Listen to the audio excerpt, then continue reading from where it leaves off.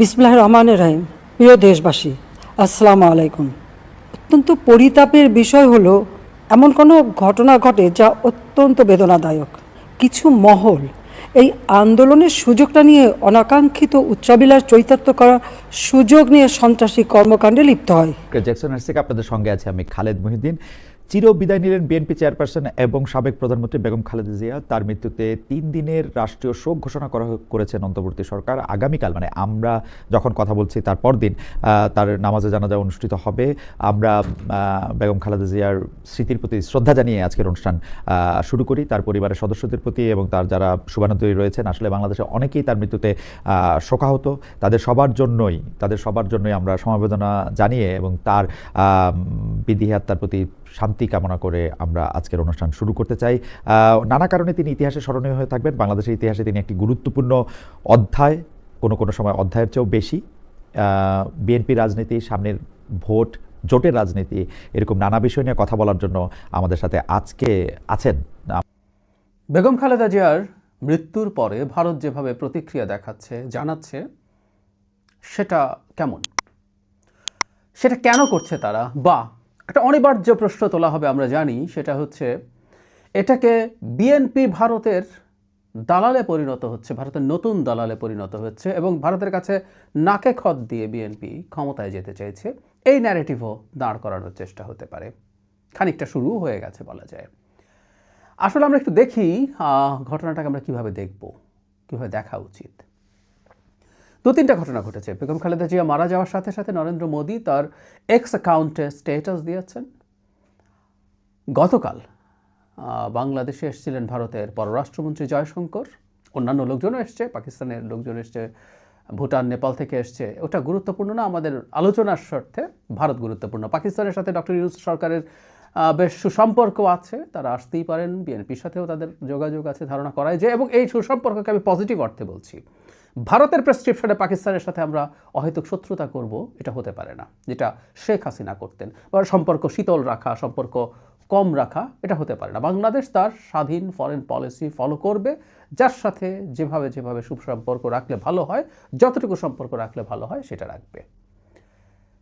তো আমরা ভারতের ব্যাপারটা আলাপ করছি। শুধু সেটাই না, জয়শঙ্কর একটা বার্তা নিয়ে এসছেন নরেন্দ্র মোদীর কাছ থেকে, যেটা তারেক রহমানকে উদ্দেশ্য করে দেওয়া হয়েছে। এবং ফাইনালি দেখলাম আজই ভারতের পররাষ্ট্রমন্ত্রী রাজনাথ সিং আমাদের হাই কমিশনে যাবেন সেখানে শোক প্রকাশ করতে। তাহলে আমরা এভাবে বলতে পারি যথেষ্ট গুরুত্ব দিচ্ছে ভারত। ফলে তারেক রহমান ভারতের কাছে বিক্রি হয়ে গেছেন, এই ন্যারেটিভওয়ালারা খানিকটা খুশি হতেই পারেন যে এর মাধ্যমে এই ন্যারেটিভটা বেচা যেতে পারে। 3 দিন আগে নরেন্দ্র মোদী যে স্ট্যাটাসটা দিয়েছেন, তাৎক্ষণিকভাবে সেখানে এগুলো পড়ে রাখা ভালো। খালেদা জিয়ার পরিবার ও বাংলাদেশের মানুষের প্রতি আমাদের গভীর সমবেদনা। এই মর্মান্তিক ক্ষতি সহ্য করার শক্তি যেন সর্বশক্তিমান তার পরিবারকে দেন। বাংলাদেশের প্রথম নারী প্রধানমন্ত্রী হিসেবে দেশটির উন্নয়নে পাশাপাশি, এই জায়গাটা খেয়াল করি, ভারত বাংলাদেশ সম্পর্ক জোরদারে খালেদা জিয়ার গুরুত্বপূর্ণ অবদান সবসময় স্মরণ করা হবে। তিনি 2015 সালে যে ঢাকায় এসছেন সেই ব্যাপারে উল্লেখ করে বলছেন, আমরা আশা করি তার দৃষ্টিভঙ্গি উত্তরাধিকার আমাদের পারস্পরিক অংশীদারিত্বকে ভবিষ্যতেও পথ দেখাবে। খালেদা জিয়ার আত্মা শান্তিতে থাকুক। যে স্টেটমেন্টটা দেয়া হয়েছে সেখানে তিনি বলেন ভারত বাংলাদেশ সম্পর্ক, মানে জয়শঙ্কর যে বার্তাটা নিয়ে এসছেন সেটা তাদের হাইকমিশন এটা পাবলিশ করেছে। সেখানে বলা আছে, ভারত বাংলাদেশ সম্পর্ক সুদৃঢ় করার ক্ষেত্রে খালেদা জিয়া গুরুত্বপূর্ণ অবদান রেখে গেছেন। তিনি প্রত্যাশা করেন তারেক রহমানের নেতৃত্বে খালেদা জিয়ার সেই সম্পর্কগুলো এগিয়ে নিয়ে যাবে, তার এক নতুন পথ চলা নিশ্চিত করতে এবং ভারত বাংলাদেশের মধ্যকার গভীর ও ঐতিহাসিক অংশীদারিত্বকে আরও সমৃদ্ধ করতে আলোকবর্তিকা হিসাবে কাজ করবে। তিনি বলেন, বাংলাদেশের সাবেক প্রধানমন্ত্রী বাংলাদেশ জাতীয়তাবাদী দলের চেয়ারম্যান তিনি গভীরভাবে শোকাহত। 15 সালের কথা যেটা বলা হচ্ছে সেগুলো উল্লেখ করা হচ্ছে, যেটা তিনি দেখা করেছিলেন তখন সেই কথাটা বলছেন। তিনি আরও বলেন, তার প্রয়াণ এক অপূরণীয় শূন্যতা তৈরি করলেও তার আদর্শ উত্তরাধিকার চিরস্থায়ী হয়ে থাকবে। আমি নিশ্চিত যে বাংলাদেশ জাতীয়তাবাদী দল আপনার যোগ্য নেতৃত্বে সেই আদর্শগুলো এগিয়ে নিয়ে যাবে। একই সঙ্গে এক নতুন পথ চলা নিশ্চিত করতে ভারত ও বাংলাদেশের মধ্যকার গভীর ও ঐতিহাসিক অংশীদারিত্বকে আরও সমৃদ্ধ করতে আলোকবর্তিকা হিসাবে কাজ করবে। সহমর্মিতা জানাচ্ছেন ইত্যাদি ইত্যাদি। মানে জনাব তারেক রহমানের নেতৃত্বে ভারতের সাথে বাংলাদেশের সম্পর্ক আরও ভালোর দিকে যাবে এই আশা প্রকাশ করছেন এবং তিনি রেফারেন্স দিচ্ছেন এই সম্পর্ক উন্নয়নে তার মা মানে তারেক রহমানের মা বেগম খালেদা জিয়ার গুরুত্বপূর্ণ ভূমিকা আছে। এখন ভারতের এই বক্তব্যগুলো থেকে কেউ ইন্টারপ্রিট করার চেষ্টা করতে পারে যে ভারত তো আমাদের শত্রু রাষ্ট্র, আমরা ভারতের 7 সিস্টার্স বিচ্ছিন্ন করে দিতে চাই, আমরা ভারতকে ভেঙে দিতে চাই, ভারতের মধ্যে মারাত্মক কেওস লাগিয়ে দিতে চাই, পারলে খানিকটা যুদ্ধও করতে চাই। তাহলে ভারতের প্রধানমন্ত্রী কেন নিজের এক্স অ্যাকাউন্টে এই ধরনের কথা বলছেন আর এই বার্তায় আরও বিস্তারিতভাবে বলছেন? এই প্রশ্ন কেউ না কেউ করতে চাইতে পারেন এবং এটার মাধ্যমে এই ন্যারেটিভটা কিন্তু হবে সামনে, মানে বাংলাদেশের সামনের নির্বাচনে কি ফ্রেম করা হবে সেটা একটু আমরা বলেই ফেলতে পারি। সেটা হচ্ছে বিএনপি ভারতের সাথে সংযুক্ত হয়ে, মানে তারা কতগুলো শক্তি এবং দেশকে, ভারত, আওয়ামী লীগ, বিএনপি, সেনাবাহিনী, এদেরকে একত্র করে বলবে তারা মূলত একই এজেন্ডায় এবার নতুন আওয়ামী লীগ, বিএনপিকে নতুন আওয়ামী লীগ হিসাবে প্রেজেন্ট করার চেষ্টা হবে।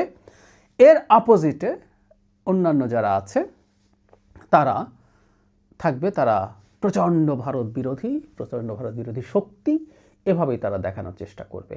এবং এখন এটাকেও একই রকমভাবে বলতেই পারেন যে আমাদের দেশের একজন গুরুত্বপূর্ণ রাজনৈতিক নেতৃত্ব প্রধান মারা গেছেন, সেখানে কেন মোদী শোক বার্তা দেবে, কেন তাদের পররাষ্ট্রমন্ত্রী বাংলাদেশে আসবে, কেন আবার তিনি আরেকটা বার্তা নিয়ে আসবেন, কেন রাজনাথ সিং বাংলাদেশের হাই কমিশনে যাবে, ইত্যাদি ইত্যাদি। আমি ভারতের এই জেস্চারটাকে পজিটিভলি দেখি। তারপর আমি সবসময় বলি ভারত বাংলাদেশে একটা স্টেবল গণতান্ত্রিক সরকার হওয়ার চাইতে বড় একটা কেওটিক বাংলাদেশ পছন্দ করবে। ভারতের বিশেষজ্ঞরা, সোকল বিশেষজ্ঞরা এটা বলেন না, কিন্তু আমি মনে করি। যাই হোক, সে অন্য আলোচনা। কিন্তু একটা স্টেবল বাংলাদেশ হওয়ার যেহেতু সমূহ সম্ভাবনা আছে, তারা তাদের ভবিষ্যৎ দেখে চেষ্টা করছেন বিএনপির সাথে একটা র্যাপো তৈরি করার জন্য। বিএনপি ক্ষমতায় আসবে, মোটামুটি সুষ্ঠু নির্বাচন হলেই জামায়াতে ইসলামীর আদৌ কিছু হবে বলে আমি মনে করি না। অনেক কিছু মনে করেন, জামাত নিজেও হয়তো মনে করেন। তো তাহলে যে কথাটা বলছিলাম, যে দলটা ক্ষমতায় আসতে যাচ্ছে তার সাথে এনগেজ করার একটা চেষ্টা ভারতের দিক থেকে দেখছে এবং এটা একটা পজিটিভ সাইন। আমি প্রায় একটা কথা বলি, ভারতের সাথে আমাদের, ভারতের উপরে ক্ষুব্ধ হওয়ার, রেগে যাওয়ার, ভারতের প্রতি আমাদের তীব্র কারো কারো ক্ষেত্রে ঘৃণাও যখন হয়, সেটাও খুব অযৌক্তিকটাও। তারা যা যা করেছে, বাংলাদেশকে যেভাবে দেখতে চায়। কিন্তু এই যে পুরনো কথা, আপনি বন্ধু পাল্টাতে পারেন কিন্তু প্রতিবেশী পাল্টাতে পারেন না। ভারত এখানে থেকে যাবে। সুতরাং ভারতের সাথে এই যুদ্ধংদেহী অবস্থা থাকা দুই দেশের কারো জন্যই ভালো না। দুই দেশ ধীরে ধীরে, ওই যে আমরা একটা টার্ম ইন্টারন্যাশনাল পলিটিক্সে বা জিও পলিটিক্সে ব্যবহার করা হয়, ডিএসকালেট করা, টেনশন এসকালেট করা, মানে বাড়াতে থাকার চাইতে একটু কমিয়ে আনার চেষ্টা করতে হবে। করতে করতে দুই দেশের মধ্যে ওয়ার্কিং রিলেশনশিপ আসতে হবে এবং অবশ্যই সেটা বাংলাদেশকে ভারত একটা স্বাধীন সার্বভৌম রাষ্ট্র হিসেবে স্বীকৃতি দেওয়ার মাধ্যমে। এটা সবচেয়ে জরুরি কথা। সো ভারতের দিক থেকে এই ধরনের চেষ্টা, এই ধরনের চর্চাকে আমি খুব পজিটিভলি দেখতে চাই। তারা এটা করার চেষ্টা করছেন, একটা অপশন রাখছেন। তাদের ফার্স্ট অপশন এটা না হলেও বিএনপি যদি জিতে যায়, তারা ভাববেন নির্বাচন যদি হয়ে যায় বিএনপি জিতে যাবে, এটা তারাও বোঝে। তাদের কাছেও যথেষ্ট ডেটা আছে, তাদের অ্যানালিসিস আছে, তাদের ইন্টেলিজেন্স আছে, সব কিছু যোগ করে সেই কাজটাই তারা করছেন। এবং বিএনপির দিক থেকে এখন এটার প্রতি খুব নেগেটিভ অ্যাটিটিউড দেখানো, মেজাজ খারাপ করা, এগুলো হাস্যকর, এগুলো খুবই হাস্যকর। যে দলটা ক্ষমতায় যেতে পারে, যে দল ক্ষমতায় যাওয়ার জন্য ফাইট করবে এবার বা পরের বার, জামায়াত ইসলামীর কথা বলছি, তারাও কি কোনো কিছু লুকিয়ে টুকিয়ে করছেন না। ভারতের কূটনীতিক জামায়াত আমিরের সাথে অসুস্থ হওয়ার পর দেখা করেছেন। রয়টার্স একটা নিউজ দিয়েছে যেখানে তিনি এই সাক্ষাতের খবর প্রচার করতে নিষেধ করেছেন। সেটা নিয়ে অনেকে নানান সমালোচনা করছেন। এটা ভারতীয় পক্ষই বলেছে। অবশ্য ভারতীয় পক্ষ বললে এটা গোপন কেন রাখবেন? জিএম কাদেরের সমালোচনা আমরা অনেকেই করেছি যে ভারত চাইছে না বলে। তিনি সম্ভবত অসুস্থতার সময়, সেটা সম্ভবত গত অগাস্ট মাসের কথা। তো তখন যদি অসুস্থ সময় দেখা করেন, উনি এতদিন পরে বললেন, হোয়াটএভার, যে কথাটা বলছিলাম, ভারতের সাথে, কূটনীতিকের সাথে জামায়াতের আমি দেখা করছেন, ইটস ফাইন, এটা দেখা করবেন। আমরা জামায়াতের সর্বোচ্চ পর্যায় থেকে ভারতের ব্যাপারে কি এমন কোনো মারাত্মক রেটরিক দেখছি যেটা ভারতের স্বাধীনতা, সার্বভৌমত্ব বা তার টেরিটোরিয়াল ইন্টিগ্রিটি, তার ভূমির যে অখণ্ডতা, সেটার প্রতি হুমকি হয়? না, মোটেও না। এটা করতে পারে না, করা উচিতও না। এটা জামায়াত করবে না, বিএনপি করবে না, এনসিপিও করবে না। এটা কেউ যদি করে থাকে সেটাও অনুচিত জনাব হাসনাত আবদুল্লাহ গুরুত্বপূর্ণ নেতা, তার করাটা অনুচিত হয়েছে।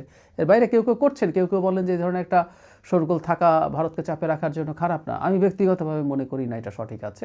তারপরে কেউ যদি সঠিক মনে করেন করবেন, কিন্তু যে দলটা ক্ষমতায় যাবে, যে দলটা ক্ষমতায় যেতে চায় আজ হোক বা কাল, সেটা করতে পারে না, সেটা তার পক্ষে সম্ভব না। সুতরাং বিএনপির সাথে ভারতের এই যে যোগাযোগ হচ্ছে, এই যোগাযোগটাকে আমি পজিটিভলি দেখি। এই সরকারের সাথে ভারতের সম্পর্ক খুব খারাপ হলেও এই সরকারের সময়ে এই বিষয়টা ঘটেছে, সেটা আগামী সরকারের প্রতি তার অ্যাটিটিউড যেরকম হয় সেটা ভালোই। আমরা আশা করি আমরা এই গূঢ় ব্যাপার না, এটা খুবই হালকা ব্যাপার, খুবই সহজ ব্যাপার, হালকা না সহজ ব্যাপার, এটা আমরা বুঝবো। এবং সেই চেষ্টা, সেই প্রবণতা যেটার মাধ্যমে বিএনপিকে ভারতের কবজায় চলে গেছে, ভারতের সাথে ডিল করে বিএনপি ক্ষমতায় আসছে, ভারতের সাথে ডিল করে তারেক জিয়া বাংলাদেশে আসতে পেরেছেন, এই আলাপগুলো ছড়িয়ে দিতে চাই। তাদের এই ন্যারেটিভকে আমরা শিওরলি যৌক্তিকভাবেই প্রত্যাখ্যান করতে পারবো।